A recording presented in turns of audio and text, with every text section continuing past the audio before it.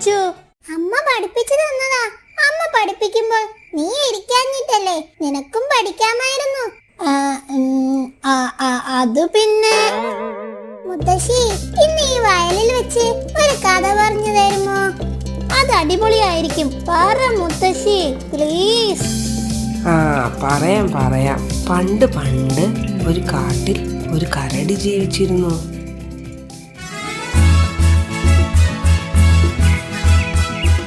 പുഴയിൽ നീരാടിയും മീനിനെ പിടിച്ചും അവർ സന്തോഷത്തോടെ അവിടെ കഴിഞ്ഞു.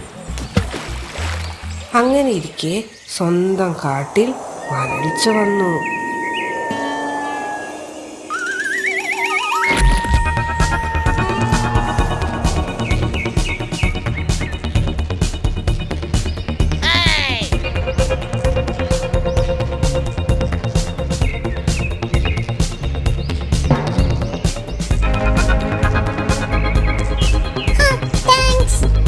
അങ്ങനെ ആ കാട്ടിലെ വരൾച്ച കാരണം ആഹാരത്തിനുള്ള വകയൊക്കെ കുറഞ്ഞപ്പോൾ അവൻ സ്വന്തം കാട് വിട്ട് മനസ്സില്ലാ മനസ്സോടെ അടുത്ത കാട്ടിലേക്ക് യാത്രയായി.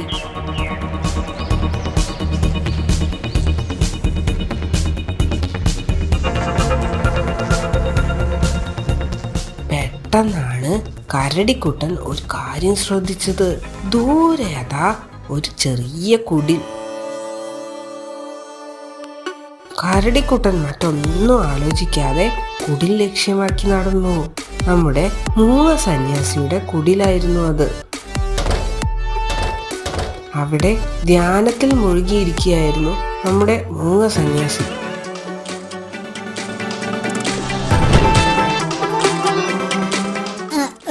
നമസ്കാരം ചേട്ടാ, ഞാൻ തൊട്ടപ്പുറത്തെ കാട്ടിൽ നിന്ന് വരികയാണ്. എന്താണ്? വന്ന കാര്യം പറയൂ. മഹാഭാഗ്യവാനായിരുന്നു അവൻ. അതുകൊണ്ടാണല്ലോ മൂങ്ങ സന്യാസിയുടെ അടുത്ത് തന്നെ അവൻ ചെന്ന് പെട്ടത്.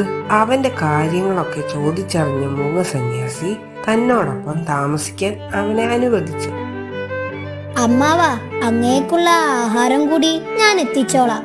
കരടിക്കുട്ടൻ അങ്ങനെ പറഞ്ഞപ്പോൾ മൂങ്ങ സന്യാസിക്ക് ഉണ്ടായ സന്തോഷം കുറച്ചൊന്നുമായിരുന്നില്ല. ദിവസങ്ങൾക്കുള്ളിൽ തന്നെ ഇരുവരും വളരെയേറെ അടുത്തു. അസ്ത്രവിദ്യയിലും വയലിൻ വായനയിലും അതിനിപുണനായ നമ്മുടെ മൂങ്ങ സന്യാസി ആ വിദ്യ രണ്ടും കരടിക്കുട്ടനെ പഠിപ്പിച്ചു. അങ്ങനെ ദിവസങ്ങൾ കടന്നുപോയി.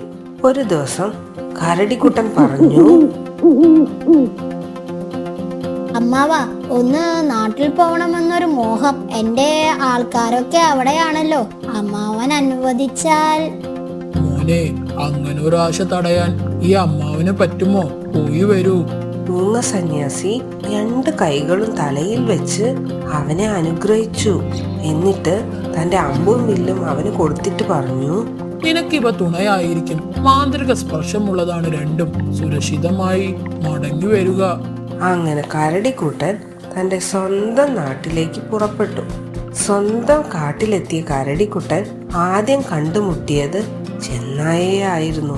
അവര് പരസ്പരം വിശേഷങ്ങളൊക്കെ കൈമാറി. ഒടുവിൽ ചെന്നായി പറഞ്ഞു, എന്റെ പൊന്ന് സ്നേഹിത, വിശന്നിട്ട് വയ്യ. രാവിലെ മുതൽ ഒരു കാട്ടുമാനിന്റെ പിന്നാലെ കൂടിയതാ. എന്നെ വെട്ടിച്ച് അവൻ ഓടിക്കളഞ്ഞു. ഇവിടെ എവിടെയോ അവനുണ്ട്. തളർന്നടാ, വയ്യ. ഓ, ഇതാണോ കാര്യം? അതിലെന്തത്ര വിഷമിക്കുന്നു? ദാ ഇത് കണ്ടോ? ഇവനെ ഒന്ന് പ്രയോഗിച്ചാൽ എത്ര ദൂരെയുള്ള മാനും ഡിം. അവനെ ഒന്ന് കാണിച്ചു തന്നാൽ മതി. അമ്പും വില്ലും തയ്യാറാക്കി അവൻ ഒരുങ്ങി നിന്നു. ഏറെ നേരം കഴിഞ്ഞില്ല, ചെന്നായ സന്തോഷത്തോടെ പറഞ്ഞു, ദാ നോക്ക് അവിടെ. എന്നാൽ മാനിനെ വീഴ്ത്തിയ കരടിക്കുട്ടനോട് ഒരു നന്ദി വാക്ക് പോലും ചെന്നായ പറഞ്ഞില്ല. പകരം അമ്പും വില്ലും തനിക്ക് നൽകണമെന്ന് വാശി പിടിക്കുകയാണ് ചെയ്തത്. പറ്റില്ല, ഇത് ഞാൻ തരില്ല. ചേട്ടാ, എന്റെ അമ്പും വില്ലും ഇവൻ മോഷ്ടിച്ചു. ഇല്ലല്ല, ഇത് എന്റേതാണ്. കുറുക്കൻ 2 പേരുടെയും വാദപ്രതിവാദങ്ങൾ കേട്ടു. ഒടുവിൽ പറഞ്ഞു, ഒരു തീരുമാനത്തിലെത്താൻ എനിക്ക് കഴിയുന്നില്ല. കാട്ടുകോടതിക്ക് മുന്നിൽ നമുക്ക് പ്രശ്നം അവതരിപ്പിക്കാം. കോടതി കൂടുന്നത് വരെ തർക്കത്തിന് കാരണമായ വസ്തു താൻ സൂക്ഷിക്കും. എന്താ? ചെന്നായ ആ അഭിപ്രായം പെട്ടെന്ന് തന്നെ അംഗീകരിച്ചു. കരടിക്കുട്ടനും അത് സമ്മതിക്കേണ്ടി വന്നു. എന്നാണ് കോടതി കൂടുന്നതെന്ന് മുഖ്യ വിധികർത്താവായ സിംഹവുമായി കൂടി ആലോചിച്ച് പറയുന്നതാണ്. ഇപ്പോ എല്ലാവർക്കും പിരിഞ്ഞു പോകാം. അങ്ങനെ മനസ്സില്ലാ മനസ്സോടെ കരടിക്കുട്ടൻ അവിടെ നിന്നും നടന്നു നീങ്ങി. കരടിക്കുട്ടൻ പോയെന്ന് ഉറപ്പിച്ച ശേഷം കുറുക്കൻ ചെന്നായയോടായി പറഞ്ഞു, എടോ, വാസ്തവത്തിൽ അമ്പും വില്ലും നിന്റെ തന്നെ ആണോടേ? അതിന് ചെന്നായ മറുപടി ഒന്നും പറഞ്ഞില്ല. പകരം ഒരു കള്ളച്ചിരി ചിരിച്ചു. നിന്റേതാണെങ്കിലും അല്ലെങ്കിലും അടുത്ത ആഴ്ച കോടതി കൂടും. നിനക്ക് അനുകൂലമായി ഞാൻ നിൽക്കാം. പക്ഷേ ഒരു ദിവസം നിന്റെ കയ്യിലെങ്കിൽ അടുത്ത ദിവസം എന്റെ കയ്യിൽ. എന്താ? അല്പം ആലോചിച്ചിട്ട് ചെന്നായ വ്യവസ്ഥ അംഗീകരിച്ചു. അങ്ങനെ കാട്ടുകോടതി ദിവസം വന്നു. തർക്കങ്ങൾ കാര്യമായി നടന്നു. കരടിക്കുട്ടന് തന്റെ വാദം ഭംഗിയായി അവതരിപ്പിക്കാനായില്ല.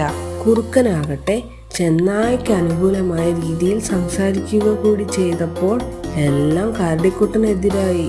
മോഷണം വധശിക്ഷക്ക് അർഹമായ കുറ്റമാണെന്നാണ് കാട്ടുനിയമം. ഒരിളവോടുകൂടി കരടിക്ക് വധശിക്ഷ വിധിക്കുന്നു. എന്തെങ്കിലും ഒരു കാര്യം അവന് ചെയ്യണമെന്നുണ്ടെങ്കിൽ അതാവാം. അതാണ് അവനുള്ള ആനുകൂല്യം. വയലിൻ, തന്റെ മാന്ത്രിക വയലിൻ, അതെനിക്ക് വായിക്കണം. അതാണ് എന്റെ അവസാനത്തെ ആഗ്രഹം. കരടിക്കുട്ടൻ പതിയെ വയലിൻ വായിക്കാൻ തുടങ്ങി. വയലിൻ വായന മുന്നോട്ട് നീങ്ങവേ സിംഹമടക്കമുള്ള മൃഗങ്ങൾക്ക് മെല്ലെ ഉറക്കം വരാൻ തുടങ്ങി. കുറുക്കൻ പാതി അടഞ്ഞ കണ്ണുകളുമായി നിന്നു.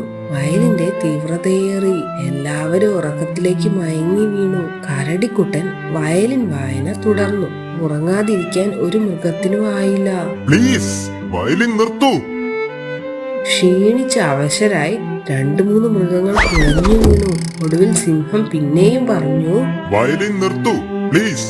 എന്റെ സിംഹാസനം പോലും നിനക്ക് തരാം. ഒടുവിൽ സിംഹം അലറി. വിധി പിൻവലിച്ചിരിക്കുന്നു. അമ്പും വില്ലും കരടിക്ക് തന്നെ.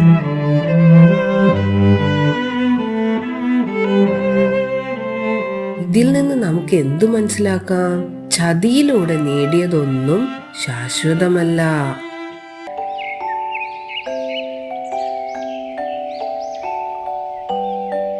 മുത്തശ്ശി, ഗുഡ് മോർണിംഗ്. Good morning. എന്താണ് എല്ലാരും രാവിലെ തന്നെ? ഇന്ന് സ്കൂളിൽ പോകാനില്ലേ? ഇന്ന് ഞായറാഴ്ചയല്ലേ മുത്തശ്ശി? ഓ, മുത്തശ്ശി അത് മറന്നു. സ്കൂളിൽ പോവാനില്ലാത്തത് കൊണ്ടല്ലേ മുത്തശ്ശിയുടെ അടുത്ത് ഞങ്ങൾ രാവിലെ തന്നെ വന്നത്. മുത്തശ്ശി, ഇന്നൊരു കുറുക്കന്റെ കഥ പറഞ്ഞു തരുമോ? അതിനെന്താ, വാ ഇവിടെ ഇരിക്കേ. പണ്ടൊരു കാട്ടിൽ മടിയനും ചതിയനുമായ ഒരു കുറുക്കൻ ഉണ്ടായിരുന്നു.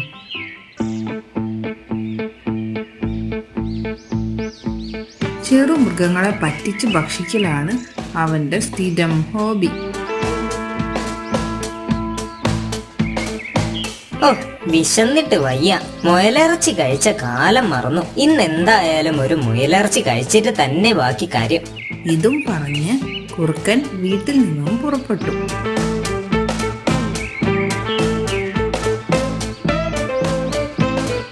അവിടെ അടുത്ത് ഒരു മാളത്തിൽ കുറേ അധികം മുയലുകൾ താമസിച്ചിരുന്നു.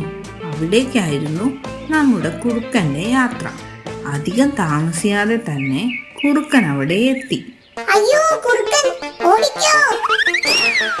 ഇത് കേട്ട മറ്റു മുയലുകൾ രക്ഷപ്പെടാൻ വേണ്ടി പരക്കം പാഞ്ഞു. പലരും മാളത്തിൽ കയറി ഒളിച്ചു. കുറുക്കൻ അവിടെ വന്ന് നോക്കിയപ്പോൾ ഒരു മുയലിനെ പോലും കണ്ടില്ല. അപ്പോൾ കുറുക്കൻ വിളിച്ചു പറഞ്ഞു, ഹേയ് കൂട്ടുകാരെ, നിങ്ങൾ എന്തിനാണ് ഇങ്ങനെ പേടിച്ച് ഒളിക്കുന്നത്? ആരും പേടിക്കണ്ട, ഞാൻ നിങ്ങളെ ഉപദ്രവിക്കാൻ വന്നതുമല്ല.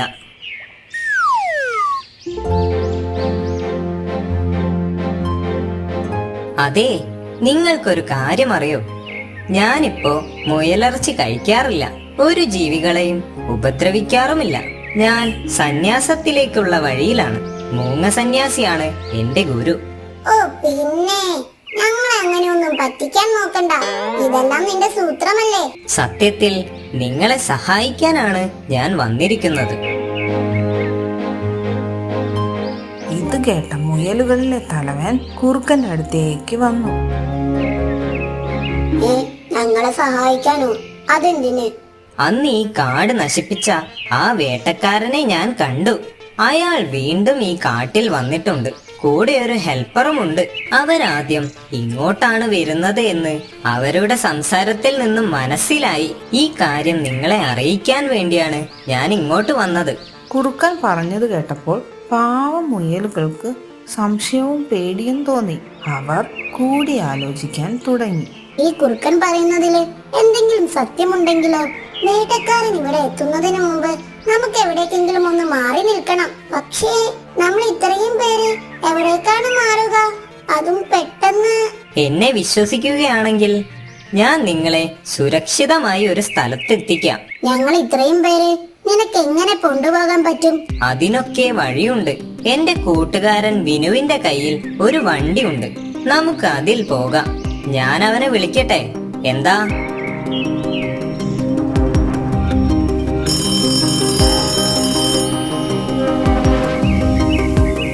ഹലോ. യെസ്, ഗുണ്ടവിനു സ്പീക്കിംഗ്. ഇത് ഞാനാടോ. കുറച്ച് മുയലുകളെ കടത്താനുണ്ട്. നിന്റെ വണ്ടി ഒന്ന് വേണം. ശരി അണ്ണാ, ഞാനിതാ എത്തിപ്പോയി. കുറുക്കൻ പറഞ്ഞത് വിശ്വസിച്ച മുയലുകൾ അവനോടൊപ്പം യാത്രയായി.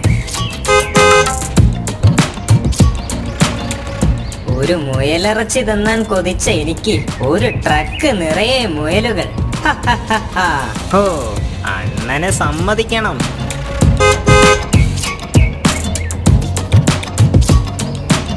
ഇവരെ സുരക്ഷിതമായി എത്തിക്കാം എന്ന് പറഞ്ഞത് നമ്മുടെ വയറ്റിലേക്കാണെന്ന് ഈ മണ്ടന്മാരുണ്ടോ അറിയുന്നു? നിങ്ങക്ക് കാഞ്ഞ ബുദ്ധി തന്നെ എന്റെ അണ്ണാ. എന്താ അണ്ണാ ഒരു സംസാരം? എന്തെങ്കിലും പ്രശ്നമുണ്ടോ? ഹേയ്, ഒരു പ്രശ്നവുമില്ല. എല്ലാം ഇതുവരെ സ്മൂത്ത് ആയിട്ട് പോകുന്നുണ്ടെന്ന് പറഞ്ഞതാ. നന്നായി മുറുക്കി പിടിച്ചോ. സ്പീഡ് കുറച്ച് കൂടുതലാ.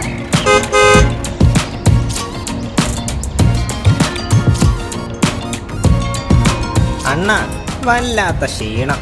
കുറച്ചു നേരമായില്ലേ വണ്ടി ഓടിക്കുന്നു. നമുക്ക് ആ കാണുന്ന വലിയ ഗുഹയിലേക്ക് വണ്ടി ഒതുക്കിയിടാം. ചെറിയ വിശപ്പുമുണ്ട്. ഏത്? നീ നിന്റെ ഇഷ്ടം പോലെ ചെയ്യടാ. നമുക്കിനി 1 മാസം അടിച്ചു പൊളിക്കാം. അങ്ങനെ ട്രക്ക് ഗുഹയിലേക്ക് നീങ്ങാൻ തുടങ്ങി. ഇത് ശ്രദ്ധയിൽപ്പെട്ട മുയലുകളുടെ തലവൻ ചോദിച്ചു, ചേട്ടാ, ഈ ഗുഹയിലേക്ക് എന്തിനാണ് കയറുന്നത്? ഇത്രയും ദൂരം സഞ്ചരിച്ചില്ലേ, അല്പം വിശ്രമിച്ചിട്ട് പോകാം, എന്താ? അയ്യോ ചേട്ടാ, അതിന് കയറരുതേ. ഹേയ്, ഒന്ന് ചുമ്മാ ഇരിയടേ. വിശ്രമവും ആവാം, ഞങ്ങൾക്കല്പം വിശപ്പും മാറ്റാം. അങ്ങനെ ട്രക്ക് ഗുഹയ്ക്കുള്ളിലേക്ക് നീങ്ങി.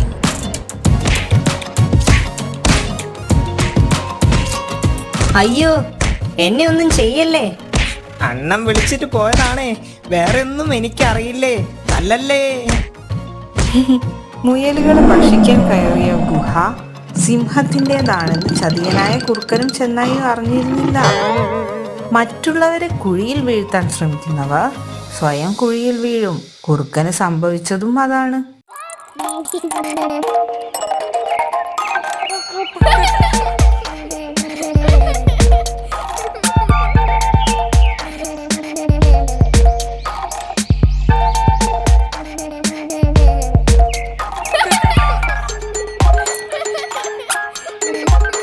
അയ്യോ, ഉറുമ്പ്! എന്താ, എന്തു പറ്റി? ആ, ഉറുമ്പ് കടിച്ചിട്ടാ. ഇവിടെ മുഴുവൻ ഉറുമ്പാണ്.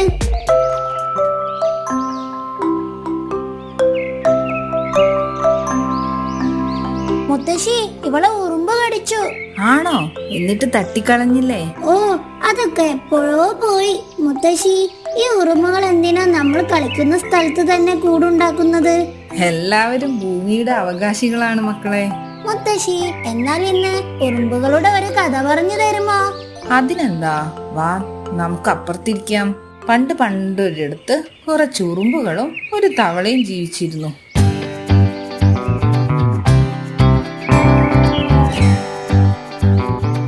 എല്ലാ ദിവസവും ഉറുമ്പുകൾ എവിടെ നിന്നെങ്കിലും ധാന്യമണികൾ ശേഖരിച്ചു കൊണ്ടിരുന്നു. അവർ ആ ജോലി വളരെ അച്ചടക്കത്തോടെയായിരുന്നു ചെയ്തുകൊണ്ടിരുന്നത്.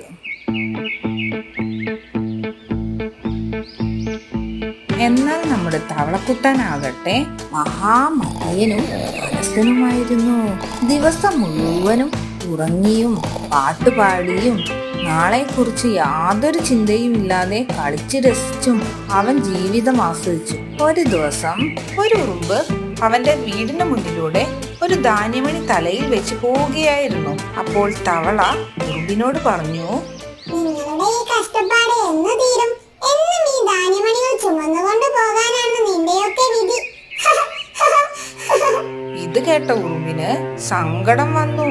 അവനൊന്നും പറയാതെ തലയും താഴ്ത്തി നടന്നുപോയി. അങ്ങനെ ദിവസങ്ങൾ കടന്നുപോയി. തവള തന്റെ അലസത മാറ്റിയില്ല. അവൻ കുളത്തിൽ നീരാടിയും ഉറങ്ങിയും പാട്ടുപാടിയും ദിവസങ്ങൾ ചെലവഴിച്ചു.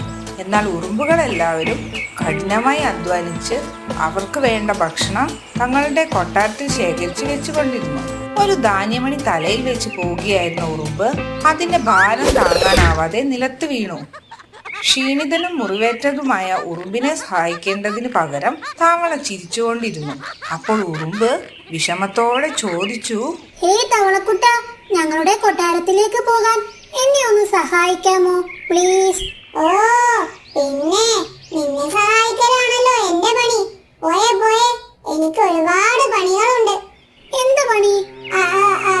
അതൊന്നും നിനക്ക് പറഞ്ഞ മനസ്സിലാവില്ല. പോയെ പോയെ. ഇത് കേട്ട ഉറുമ്പിന് സങ്കടം വന്നു. അവനൊന്നും പറയാതെ ധാന്യമണി വീണ്ടും തലയിൽ എടുത്തു വെച്ച് നടന്നുപോയി. ഓ, നീ എന്തിനാ ഇങ്ങനെ കഷ്ടപ്പെടുന്നേ? അതവിടെ ഇട്ടിട്ട് വാ, നമുക്ക് രണ്ട് കളിയൊക്കെ കളിച്ചിട്ട് പാട്ടൊക്കെ പാടിയിട്ട് എൻജോയ് ചെയ്ത് പോകാം. എന്താ? ഞങ്ങൾ തണുപ്പ് കാലത്തേക്കുള്ള ഭക്ഷണം ശേഖരിച്ചു വെക്കുകയാണ്. നീയും ഇങ്ങനെ ചെയ്യുകയാണെങ്കിൽ നിനക്കും ഉപകാരപ്പെടും. അതൊക്കെ മഞ്ഞുകാലം വരുമ്പോഴല്ലേ, അപ്പോൾ ചിന്തിച്ചാ പോരെ. ഇപ്പോഴേ എന്തിനാ ഇങ്ങനെ കഷ്ടപ്പെടുന്നത്? നിന്നോടൊന്നും പറഞ്ഞിട്ട് കാര്യമില്ല. ഇതും പറഞ്ഞു ഉറുമ്പ് അവിടെ നിന്നും നടന്നു നീങ്ങി. അങ്ങനെ ദിവസങ്ങൾ വീണ്ടും കടന്നുപോയി. വേനൽക്കാലം പോയി മഞ്ഞുകാലം വന്നു.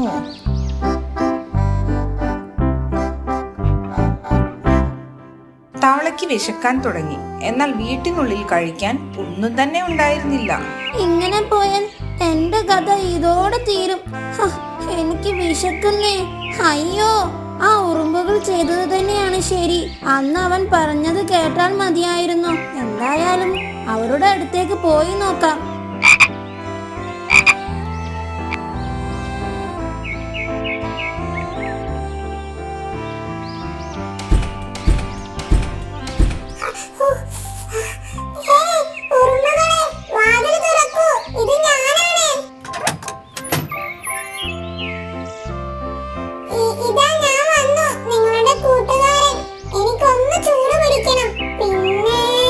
പിന്നെ ഞാൻ നിങ്ങൾക്ക് പാട്ട് പാടി തരുകയും ചെയ്യാം. എന്താ? സോറി ഡിയർ, ഇവിടെ ആർക്കും നിങ്ങളുടെ പാട്ട് കേൾക്കണ്ട. എല്ലാവർക്കും ഉറങ്ങാൻ സമയമായി. ഓക്കേ, പാട്ട് കേൾക്കണ്ടെങ്കിൽ വേണ്ട. എന്നാൽ ഞാനൊരു സത്യം പറയട്ടെ, എനിക്ക് വിശക്കുന്നു. 2-3 ദിവസമായി ഭക്ഷണം കഴിച്ചിട്ട്. അപ്പോൾ നിങ്ങൾ മഞ്ഞുകാലത്തേക്ക് വേണ്ടി ഒന്നും കരുതി വെച്ചില്ലേ? ഇല്ല. അപ്പോൾ വേനൽക്കാലം മുഴുവനും നീ എന്ത് ചെയ്യുകയായിരുന്നു? എനിക്ക് ഭക്ഷണം ശേഖരിക്കാൻ സമയമില്ലായിരുന്നു. പാട്ട് പാടിയും കിടന്നുറങ്ങിയും ഞാൻ സമയം നശിപ്പിച്ചു. ഞാൻ നിന്നോട് പറഞ്ഞിരുന്നതല്ലേ ഭക്ഷണം ശേഖരിക്കാൻ. എന്നിട്ട് നീ അത് ചെയ്തില്ല. എന്നത് മാത്രമല്ല, ചെയ്യുന്ന എന്നെ അതിൽ നിന്ന് പിന്തിരിപ്പിക്കാനും നോക്കി. നീ വരുന്ന മഞ്ഞുകാലത്തെ പറ്റി ചിന്തിച്ചില്ല. അതല്ലേ ശരി? ശരിയാണ്, എനിക്ക് എന്റെ തെറ്റ് മനസ്സിലായി. അങ്ങനെ തന്റെ തെറ്റ് മനസ്സിലാക്കിയ തവളയ്ക്ക് നല്ലവരായ ഉറുമ്പുകൾ ഭക്ഷണവും ചൂടും കൊടുത്തു. അവർ നല്ല സുഹൃത്തുക്കളായി കഴിഞ്ഞു.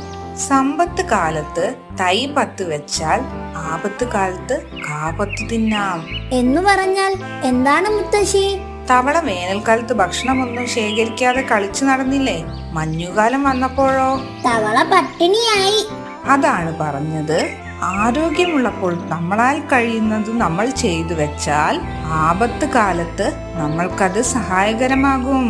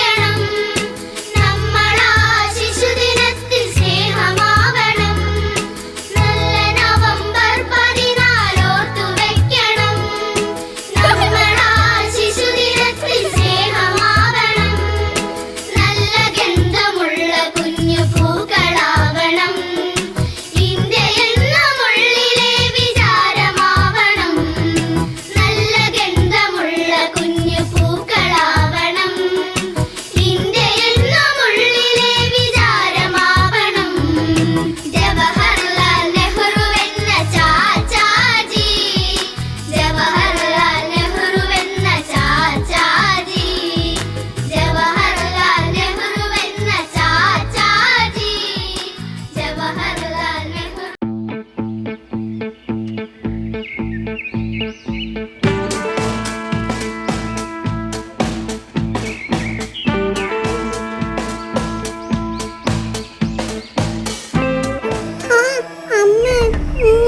അമ്മ, എന്താ എന്തു പറ്റി? അമ്മ, എനിക്ക് പൊക്കോൺ തിന്നാൻ പറ്റുന്നില്ല, വേദന എടുക്കുന്നു. സാരമില്ല, അത് പല്ലുവേദനയായിരിക്കും. നമുക്ക് ദന്ത ഡോക്ടറെ കാണിക്കാം. ഇതെന്താ ഡോക്ടറോ? അതെന്ത് ഡോക്ടറാണ്? പല്ല് സംബന്ധമായ പ്രശ്നങ്ങൾക്ക് പരിഹാരം കാണാൻ നമ്മൾ ദന്ത ഡോക്ടറെയാണ് കാണേണ്ടത്. അതുപോലെ എല്ലാ അസുഖങ്ങൾക്കും ഓരോ സ്പെഷ്യലിസ്റ്റ് ഡോക്ടേഴ്സ് ഉണ്ട്. പണ്ട് നീ കുഞ്ഞായിരുന്നപ്പോൾ നിന്നെ ആ ഡോക്ടറെ കാണിച്ചിട്ടുണ്ട്. അന്ന് കാണിച്ച ഡോക്ടറാണോ? എന്നാൽ ഞാനില്ല. ആ ഡോക്ടർ അന്ന് എന്റെ 2 പല്ലാണ് എടുത്തുകൊണ്ട് പോയത്. അന്ന് നിന്റെ മുന്നിലുള്ള 2 പല്ലുകൾ ഇളകിയിരിക്കുകയായിരുന്നു. ആരെയും തൊടാൻ പോലും അനുവദിച്ചിരുന്നില്ല. നല്ല കരച്ചിലും. അതുകൊണ്ടാണ് അന്ന് ആ ഡോക്ടറെ പോയി കണ്ടത്. ഡോക്ടർ അന്ന് പല്ല് പറിച്ചു തന്നപ്പോൾ പിന്നീട് വേദനിച്ചിരുന്നോ? ഇല്ല. അതാ അമ്മ പറഞ്ഞത്, നമ്മുടെ ഡോക്ടറെ പോയി കാണിക്കാമെന്ന്. ഇല്ലെങ്കിൽ ടോമിക്ക് പിന്നെ ഒന്നും കഴിക്കാൻ പറ്റാതെയാവും. സ്കൂളിലും പോകാൻ പറ്റില്ല. സ്കൂളിൽ പോയില്ലെങ്കിലും കുഴപ്പമില്ല, കഴിക്കാതെ ഇരിക്കാൻ പറ്റില്ല. വാ, നമുക്ക് ഡോക്ടറെ കാണിക്കാൻ പോവാം.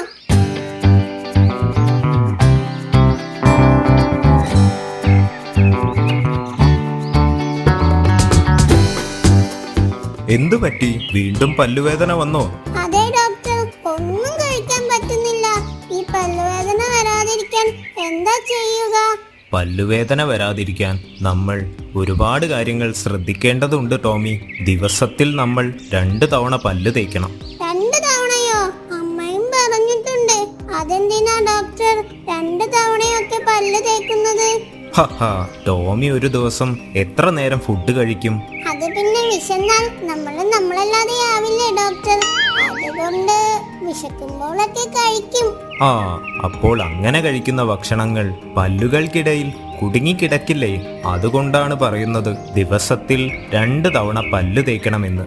മനസ്സിലായോ? മനസ്സിലായി ഡോക്ടർ. കൈകൾ കഴുകിയില്ലെങ്കിൽ അണുക്കൾ വയറിലെത്തി വയറുവേദന വരുമെന്ന് പഠിച്ചിട്ടില്ലേ? അതുപോലെ തന്നെയാണ് പല്ലു തേച്ചില്ലെങ്കിൽ പല്ലുകൾക്കുള്ളിൽ അണുക്കൾ വന്ന് പല്ലുവേദന വരുന്നതും. ആ അണുക്കളെ നമുക്ക് എന്തുകൊണ്ടാണ് കാണാൻ കഴിയാത്തത് ഡോക്ടർ? അണുക്കൾ വളരെ ചെറുതാണ്, നമ്മുടെ കണ്ണുകൾ കൊണ്ട് കാണാൻ കഴിയില്ല. ഫുഡിന്റെ അവശിഷ്ടങ്ങൾ പല്ലുകൾക്കിടയിൽ കുറെ കാലം കിടന്നാൽ ആ അണുക്കൾ വന്ന് ആ ഫുഡ് വേസ്റ്റ് കഴിക്കും. അയ്യോ, അപ്പോ ആ അണുക്കൾ അവിടെ കിടന്ന് തടിച്ചു കൊഴുക്കില്ലേ? ഹഹാ, ടോമി പേടിക്കണ്ട. ഇതുകൊണ്ടാണ് ദിവസവും 2 നേരം പല്ല് തേക്കണമെന്ന് പറഞ്ഞത്. മനസ്സിലായോ?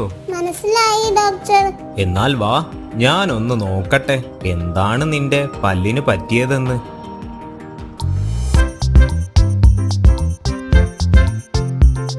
ഏത് ഭാഗത്താണ് വേദന? ദാ ഇവിടെ താഴെ ഇടതുഭാഗത്ത്. ഒരു പല്ല് കേടാണല്ലോ, കറുത്ത പാട് വന്നിട്ടുണ്ട്. കറുത്ത പാടോ? അതെങ്ങനെ? ഞാൻ നേരത്തെ പറഞ്ഞില്ലേ, പല്ലിലെ ഫുഡിന്റെ അവശിഷ്ടങ്ങൾ തിന്നുന്ന അണുക്കളെ പറ്റി. അവർക്ക് കൂടുതൽ ഇഷ്ടം മധുരമുള്ള ഭക്ഷണങ്ങളാണ്. അതായത് ഈ ബിസ്ക്കറ്റ്, ചിപ്സ്, മിഠായി പോലുള്ളവ. ടോമി ഇവ കൂടുതലായി കഴിക്കാറുണ്ടോ? അത് പിന്നെ കഴിച്ചാൽ ഇനിയും ഇതുപോലെ എന്റെ അടുത്തേക്ക് വരേണ്ടി വരും. അപ്പോൾ എനിക്ക് പല്ല് പറിക്കേണ്ടി വരും. ഇല്ല ഡോക്ടർ, ഞാനിനി മുതൽ മധുരമുള്ള ഭക്ഷണം അധികം കഴിക്കില്ല. ദിവസവും 2 തവണ പല്ലും തേക്കും. Good boy.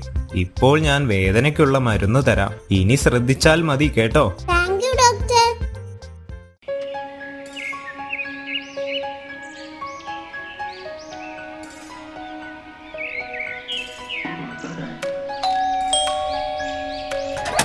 അല്ല, ആരിത്? ജോമിയോ? വാ കയറിയിരിക്കും. അങ്കിൾ, അലക്സ് ഇല്ലേ ഇവിടെ?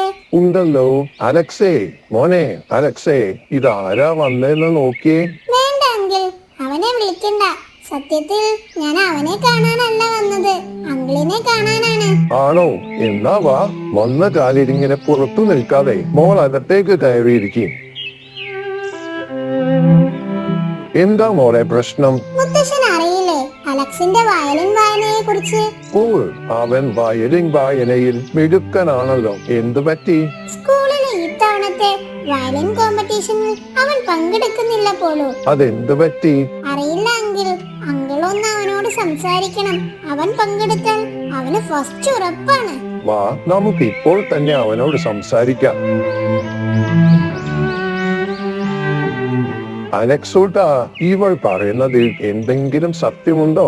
നീ ഇത്തവണ വയലിൻ കോമ്പറ്റീഷനിൽ പങ്കെടുക്കുന്നില്ലേ? എനിക്കതിൽ നന്നായി പെർഫോം ചെയ്യാൻ കഴിയുമെന്ന് തോന്നുന്നില്ല മുത്തശ്ശ. നീ ഇതിനു വേണ്ടിയല്ലേടാ ഒരു മാസം മുടങ്ങാതെ വയലിൻ പ്രാക്ടീസ് ഒക്കെ ചെയ്തത്. നന്നായി വായിക്കുന്നുമുണ്ടായിരുന്നല്ലോ. പിന്നെന്ത് പറ്റി? നിന്നേക്കാൾ നന്നായി വായിക്കുന്ന വേറെ ആരും തന്നെ കൂടിയില്ല എന്നാണ് ജോമിയ പറഞ്ഞത്. അതെ അലക്സ്, നീ എന്തായാലും പങ്കെടുക്കണം. നിനക്ക് ഫസ്റ്റ് ഉറപ്പാണ്. എന്നാലൊന്ന് ശ്രമിച്ചു നോക്കാം അല്ലേ? Thank you Alex.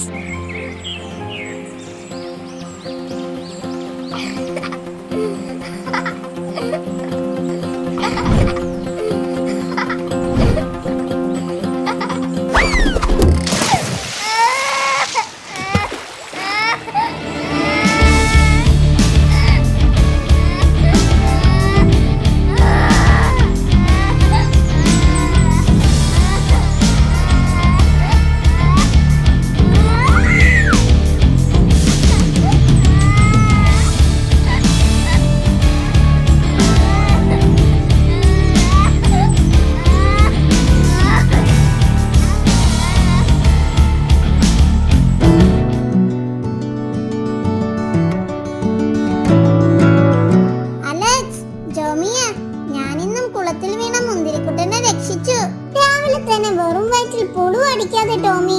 പുളു അടിച്ചതല്ല, വേണേലും മുന്തിരിക്കുട്ടനോട് ചോദിച്ചു നോക്ക്. സത്യമാണ്, ഇവനാണ് അറിയാതെ കാൽവഴുതി കുളത്തിൽ വീണ എന്നെ ഒരു കയറിൽ കരക്കി പിടിച്ച് കയറ്റിയത്. നുണ, രണ്ടാളും കണക്കാ. ചക്കിക്കൊത്ത ചങ്കരന്മാർ. ഒരു ബക്കറ്റ് വെള്ളം മര്യാദയ്ക്ക് പൊക്കാൻ പറ്റാത്ത ടോമിയാണ് മുന്തിരിക്കുട്ടനെ ഒറ്റയ്ക്ക് കയറി വലിച്ച് കരക്കി കയറ്റിയെന്ന് പറയുന്നത്. വിശ്വസിക്കാൻ കുറച്ച് ബുദ്ധിമുട്ടുണ്ട് മക്കളെ. നിങ്ങൾ എന്താണ് ടോമി പറയുന്നത് വിശ്വസിക്കാത്തത്? മുങ്ങിത്താന്നു പോയ തന്റെ കൂട്ടുകാരനെ രക്ഷിച്ച ടോമിയെ അഭിനന്ദിക്കുകയല്ലേ വേണ്ടത്? അങ്കിളും ഇവരുടെ നുണക്കഥ വിശ്വസിച്ചോ?